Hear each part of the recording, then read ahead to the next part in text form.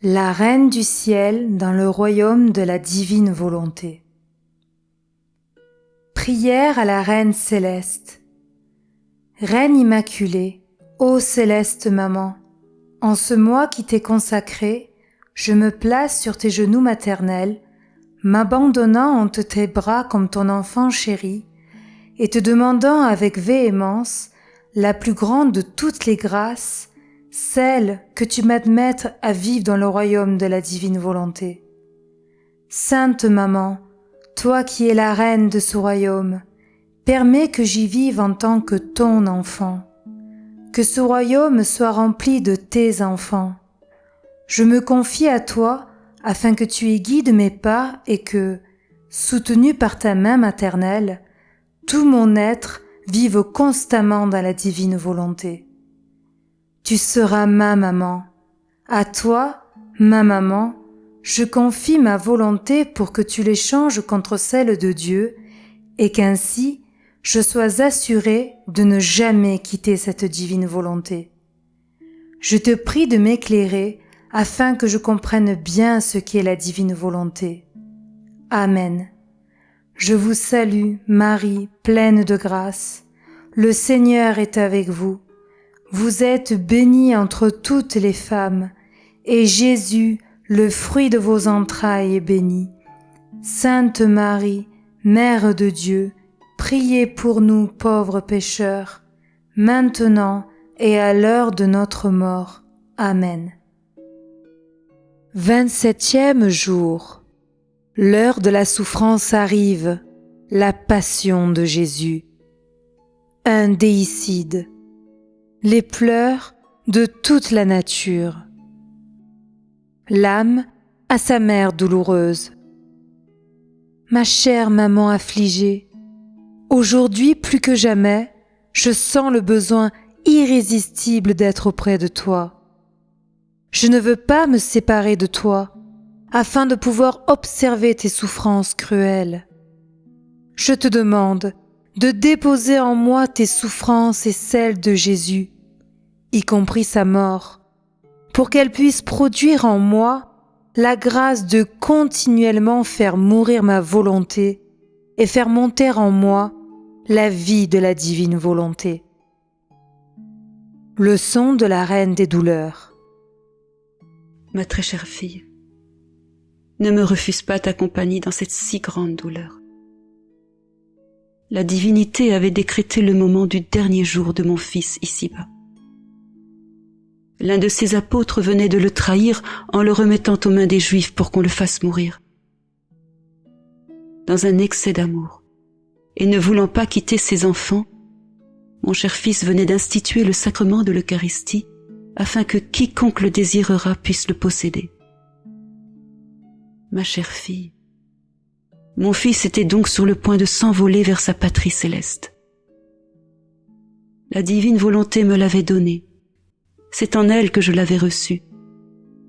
Et c'est en elle que j'allais le laisser partir. Mon cœur était en pièces. Des mers de douleur m'inondaient. Je sentais ma vie me quitter à cause de ces atroces souffrances. Mais je ne pouvais rien refuser à la divine volonté. J'étais prête à le sacrifier de mes propres mains si elle me le demandait. La force de la divine volonté est absolue.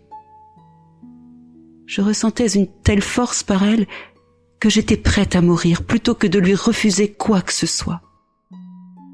Ma chère fille, mon cœur était accablé de souffrance. La seule pensée que mon fils, mon Dieu, ma vie, allait mourir était plus que la mort pour ta maman. Cependant, je savais que je devais continuer à vivre. Quelle torture! Quelle lacération profonde transperçait mon cœur de part en part. Ma chère fille, c'est très pénible pour moi de te raconter ces choses, mais je le dois. Dans ces souffrances profondes et dans celles de mon cher fils, il y avait ton âme, ta volonté humaine qui ne s'était pas laissée dominer par celle de Dieu. Nous l'avons recouverte de nos souffrances, nous l'avons embaumée, nous l'avons fortifiée pour qu'elle puisse être disposée à recevoir la vie de la divine volonté. Si la divine volonté ne m'avait pas soutenue en m'accordant ces déversements infinis de lumière, de joie et de bonheur en même temps que je subissais mes cruelles souffrances, je serais morte à chacune des souffrances de mon cher fils. Quelle torture j'ai vécue quand j'ai vu son visage si mortellement pâle et triste, et qu'il m'a dit d'une voix au bord des sanglots: « Au revoir, maman. Bénis ton fils et donne-moi la permission de mourir. Comme ce fut par mon divin fiat et par le tien que j'ai été conçu, ce doit être par ces deux fiat que je mourrai. Vite, ô ma chère maman, prononce ton fiat et dis-moi, je te bénis et je te donne la permission de mourir crucifié. C'est ainsi que le veut la volonté éternelle et la mienne. » Quelle douleur atroce ces paroles firent monter dans mon cœur. Toutefois, je dois le dire, il n'y avait pas en nous de souffrances imposées. Tout était volontaire. Ainsi, nous nous sommes bénis l'un l'autre, et, échangeant nos regards consternés, mon cher fils, ma douce vie, me quitta. Et moi, ta maman affligée, je restais. Cependant, les yeux de mon âme ne l'ont jamais perdu de vue. Je l'ai suivi au jardin, dans son effroyable agonie. Comme mon cœur a saigné quand je l'ai vu abandonné de tous, même de ses fidèles apôtres qui venaient de s'enfuir. Ma fille, l'abandon des personnes chères est une des plus grandes souffrances que le cœur humain puisse subir aux heures difficiles. Ce fut particulièrement le cas pour mon fils qui avait tant aimé et béni ses apôtres et qui était en train de donner sa vie pour eux. Quelle douleur! Quelle douleur! En le voyant agoniser et transpirer le sang, j'agonisais avec lui et le soutenais de mes bras maternels. J'étais inséparable de lui. Ces douleurs se reflétaient dans mon cœur liquéfié par la souffrance et l'amour.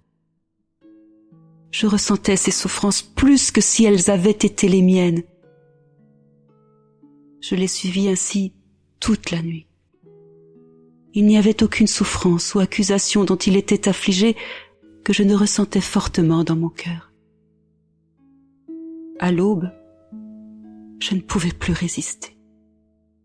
Accompagné du disciple Jean, de Marie-Madeleine et d'autres pieuses femmes, je les suivis physiquement d'un tribunal à l'autre.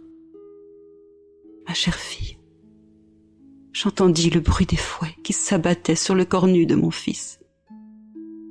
J'entendais les moqueries, les rires sataniques, les coups portés à sa tête pendant qu'on le couronnait d'épines. Je le vis quand Pilate le montra au peuple, complètement défiguré, méconnaissable. Mes oreilles furent abasourdies par les hurlements de la foule qui criait « Crucifie-le! Crucifie-le » Je le vis prendre sa croix sur ses épaules et la porter, épuisé et à bout de souffle. Ne pouvant plus supporter cette vue, je pressai le pas et vins lui donner un dernier baiser et sécher son visage couvert de sang. Mais les cruels soldats n'eurent aucune pitié pour nous.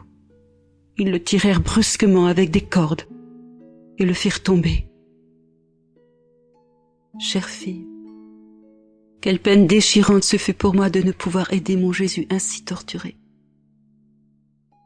Chacune de ces souffrances transperçait mon cœur. Finalement, je les suivis au calvaire, où au milieu de douleurs inouïes et d'horribles contorsions, on le cloua sur la croix et l'éleva. C'est seulement alors qu'il me fut concédé d'être au pied de la croix. Et c'est de là que je reçus des lèvres de mon fils mourant le cadeau de tous mes enfants, ainsi que le sceau de ma maternité sur toutes les créatures. Peu après, au milieu de spasmes effrayants, il rendit son dernier souffle. Toute la nature entra en deuil et pleura la mort de son Créateur. Le soleil s'obscurcit et, horrifié, se retira de la surface de la terre.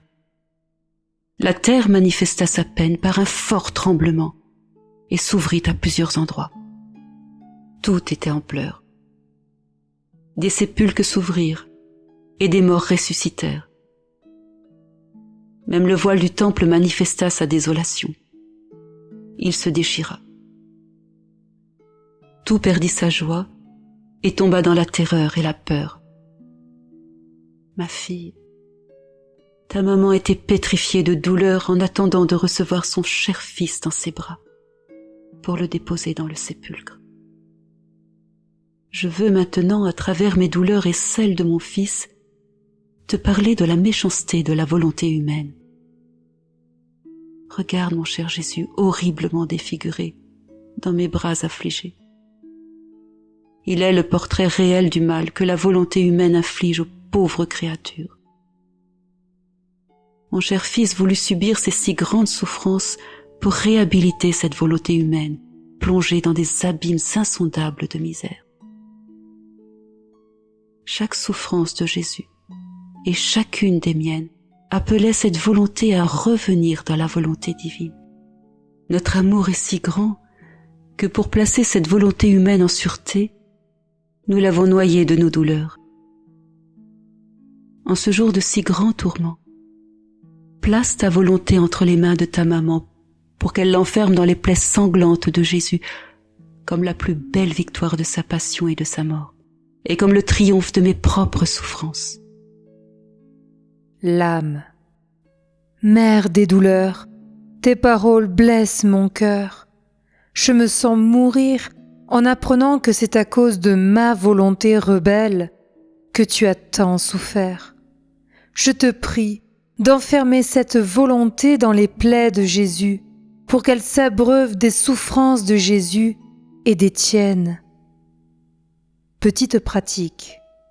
Pour m'honorer aujourd'hui, tu viendras embrasser les plaies de Jésus en faisant 5 actes d'amour et en me priant pour que mes douleurs scellent ta volonté dans l'ouverture de son saint côté ouvert. Oraison jaculatoire. Que les plaies de Jésus et les souffrances de ma maman me procurent la grâce de la résurrection de ma volonté dans la divine volonté. Chaque matin, chaque midi et chaque soir, redisons à notre maman: Maman, je t'aime. Aime-moi, toi aussi, et donne à mon âme une petite portion de divine volonté. Bénis-moi pour que je fasse toutes mes actions sous ton regard maternel.